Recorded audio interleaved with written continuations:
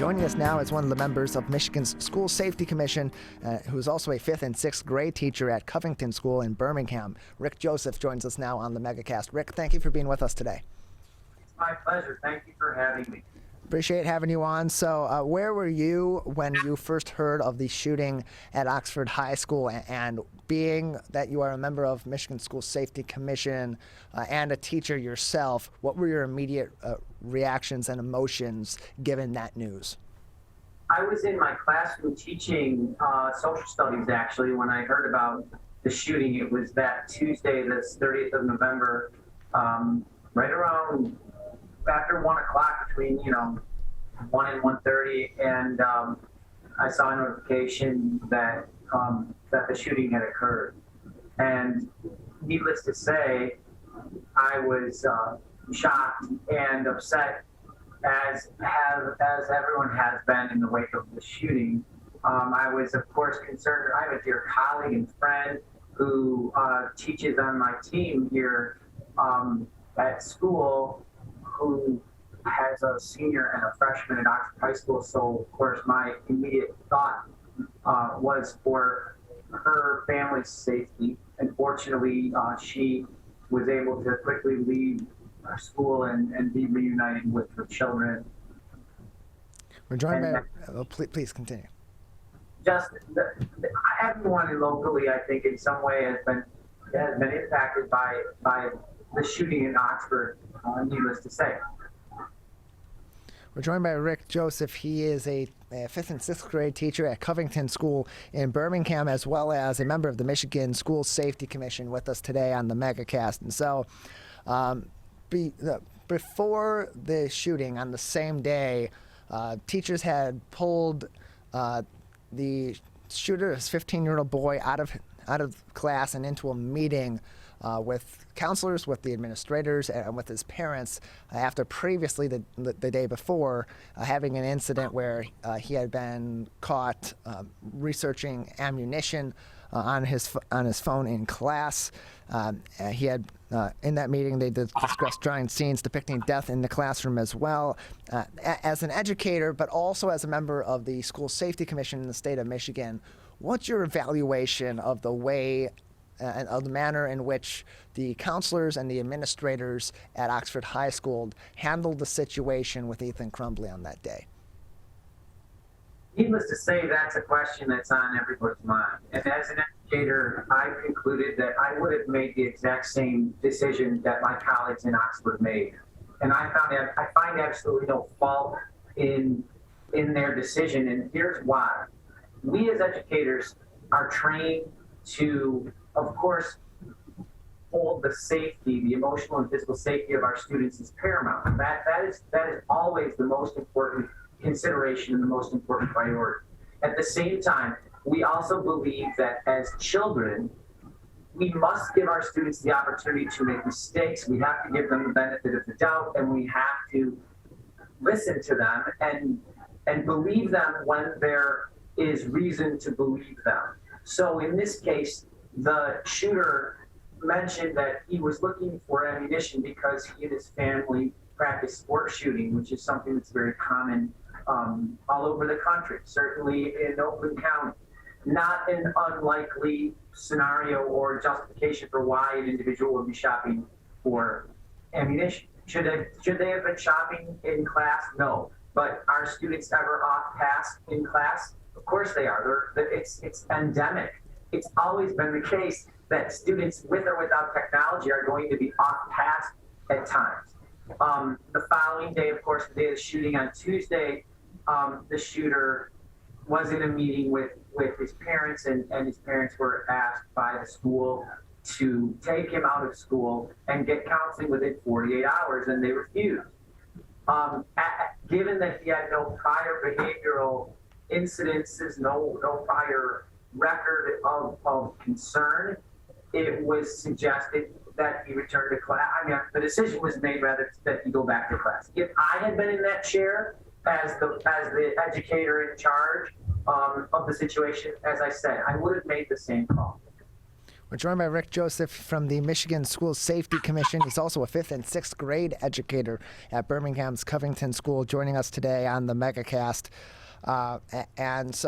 Being that, as you mentioned, the parents refused to take the child home with them after that was suggested by the school, he then returned to class, and of course we know what happened beyond that. There's obviously going to be a lot of frustration in the community because the situation turned out to be tragic in the wake of those decisions, and they made a judgment call based on what they know, based on their education, their formal training, their experiences in the classroom and in these school environments, and that obviously it didn't work out positively, but they had to make those decisions based on the information they had at that time. Parents this week at the Oxford School Board meeting, obviously, understandably, very frustrated. Some outraged, and saying that the administrators and the counselors should be held responsible, and maybe even lose their jobs because of this. What do you say to the parents who are understandably frustrated, some outraged by the fact that the shooter was returned to class, despite the information that was put in front of their teachers, their counselors, and their administrators in the decision that was being made? Hey, to all those families who have been impacted by this tragedy, that I feel horrible. My heart goes out to all of them. As I said, my colleague received a text message at work from her daughter, who was across the hall from the shooter as the shooting was in progress. And it's horrible. It's absolutely heartbreaking, it's devastating, and it's painful. And there's a significant amount of pain that we all have to feel right now.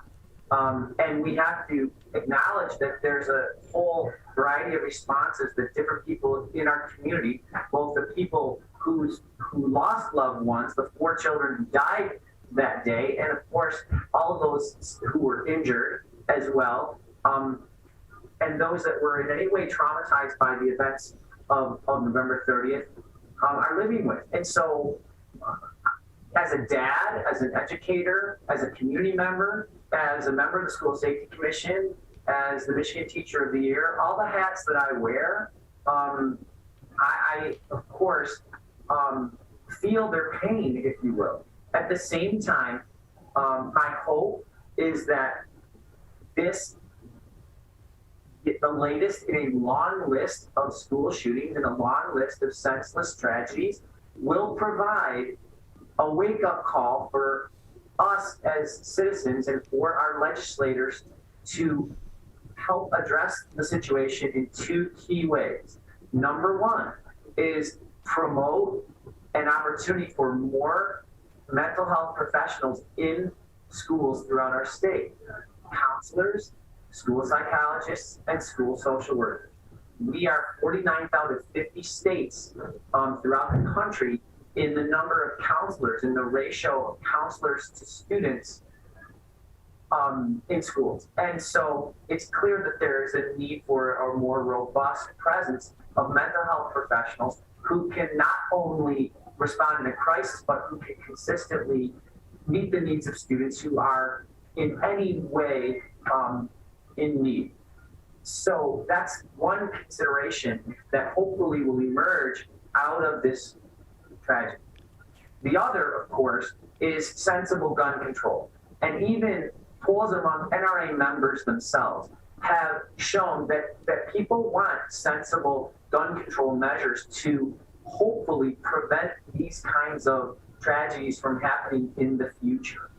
And so what I've just said is not going to take the pain away. Legislation, new policies, new laws are not going to take the pain of the loss away from those families who've been impacted, who've lost family members or who've had family members injured. And I feel, of course, horrible for them. It's terrible.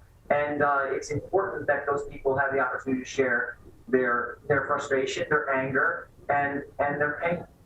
We're joined by Rick Joseph. He is a 5th and 6th grade educator at the Birmingham Covington School and also a member of the Michigan School Safety Commission, joining us on the MegaCast. And there have been a lot of questions about about inactions or lack of actions, particularly taken after that meeting with the shooter and his parents that day at Oxford High School. Particularly, why didn't they check his backpack? Why didn't they search the student? From your perspective as a member of the Michigan School Safety Commission, what are the suggestions or the protocols that may be in place in terms of the rules of engagement on checking a student's backpack or encouraging the checking of student belongings, whether it be their backpack or their locker or a desk or something of that effect? As I understand it, there are very few individuals who are legally permitted to search a student's backpack in a public school setting. And I believe it's a police officer or a school resource officer and perhaps a principal. I'm not entirely certain. I do know, as I stated before, that if I had been in that situation on that Tuesday with that student and their parents, I would not necessarily have had any probable cause to search that student's backpack. Of course, in hindsight, everybody wonders why that backpack wasn't searched. But I do know that there are certain limitations to which individuals have the legal right to search students' backpacks. And again, given all that was known, given the student's background and academic and behavioral history, there was not necessarily a probable cause before the shooting to search the student's backpack. And I understand from what I've read why. And as I said before, I likely would have made the exact same call. I would not necessarily have searched that child's bag. And I wouldn't even necessarily be able to myself personally, but obviously those that have had the opportunity or the ability to do so, even, they didn't necessarily feel that there was probable cause. And so in the wake of the shooting, decisions being made at the state level, decisions being made at the local level, and including in the Oxford School District in terms of changes of policy to prevent tragedies like this in the future, while our leaders at the state and federal level address policy issues, address legal policy issues. Oxford now saying that they will be adhering to a zero tolerance policy if they detect any questionable behavior from the students. They will be removing their students from that situation. Given your opinion on the actions taken on November 30th with the student who perpetuated this school shooting, what are your thoughts on that zero tolerance policy that Oxford is going to be implementing going forward? If I were in a community that is still grieving, as Oxford clearly is, it would make complete sense as to why the school district would want to adopt a policy to keep everyone safe. These decisions are made at the local school district level, and who could possibly blame the people in Oxford for wanting to keep everyone safe? It's obvious that all students in every school deserve to be in an environment that is emotionally and physically safe at all times. And as educators, we do our absolute level best to make that happen. And so what's happening in Oxford now is certainly a reaction to the school shooting. And I would imagine that these policies will be responsive to the reality of life in Oxford public schools. And so if we look at other examples from around the country, policy changes occur in the wake of violent incidents. And obviously they reflect the absolute mandate for us as educators to keep our students and colleagues safe. We're joined by Rick Joseph. He is a member of the Michigan School Safety Commission. He's also an educator himself, a 5th and 6th grade teacher at Birmingham Covington School with us today on the Megacast. And so we've seen in many other communities that are neighboring Oxford and communities across the state and the country that after other previous shootings, this has changed the paradigm of how they operate, of how they approach the day-to-day of educating kids, and it's changed psychologically the state of being in your school on a day-to-day basis for everyone involved, whether that be the students, the educators, the administrators, other faculty. At your school, at the Birmingham Covington School, how have things changed there, whether it be student feelings, their concerns, how they've been approaching their education in person, and for you and your colleagues as well as educators in the wake of the shooting? And at my school is similar to the situation at every school in Oakland County and across the state of Michigan. Everyone is reviewing our protocols for school safety. We are reviewing all of the procedures that we follow to do our absolute best to keep students and staff safe every day. And we, in the future, will of course review step by step how we make that happen with everyone as is the case in every school. And so the hope is that we are making sure that we are prepared, not scared.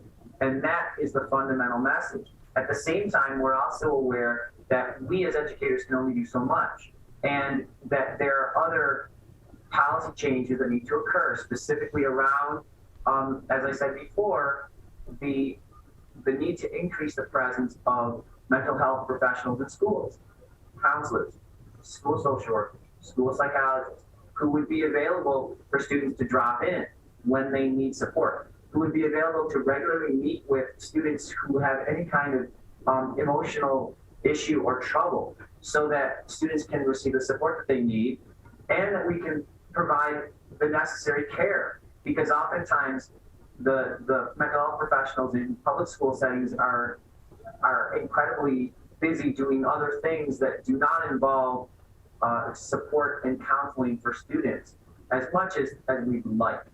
And so that to me is certainly one of the top priorities, in addition to preparing and planning to keep ourselves and our students safe. As an experienced educator, and being that we have so many different situations, so many different environments educationally all across the state of Michigan, and so many different reactions and emotions in our student bodies here in Michigan in the wake of the shooting on Tuesday, November 30th. What suggestions do you have for other educators, particularly those that are new to the profession and are just getting into their classrooms this year for the first time, and helping their students navigate through this unpredictable and frankly horrible scenario that they're dealing with right now, considering their safety and the role of school in their lives in the wake of a shooting? This tragedy in Oxford has been a reminder of the importance of community. And obviously we've all seen the evidence of that in Oxford, and the manifestation of Oxford Strong, and people coming together, putting aside their differences, realizing that we need each other, and we are far stronger together than we are separate. This tragedy is a reminder to all educators and to all members of the community that we need to come together to talk to each other and talk with each other and support each other. And I think that is happening. It certainly is happening in Oxford. There's been an outpouring of support for people there. But it's also a reminder to all of us that we're so much better together. We're so much better when we support each other at every level. At a professional level as educators, at a community level, between and among school staff, parents and students, and all citizens. When we provide opportunities for people to come together to share their thoughts and feelings and figure out ways that we can work together to move forward in positive directions, that's essentially what it means to be a citizen in a democracy. And that's what we hope for. That's what we hope will come out of this tragedy, is the opportunity for people to find common ground and work toward the benefit of all. That's essentially my hope. Rick, thank you very much for joining us. I appreciate your time, and anything else that you'd like to say before we let you go today? Again, my heart goes out to everyone who has in any way been impacted by this tragedy in Oxford. It's a horrible situation, and my hope is that people will not only find some measure of peace at some point in the future, but that this will provide an opportunity for us to make some substantive policy changes that will help keep everyone safe moving forward. Rick, thank you. Appreciate it. Thank you.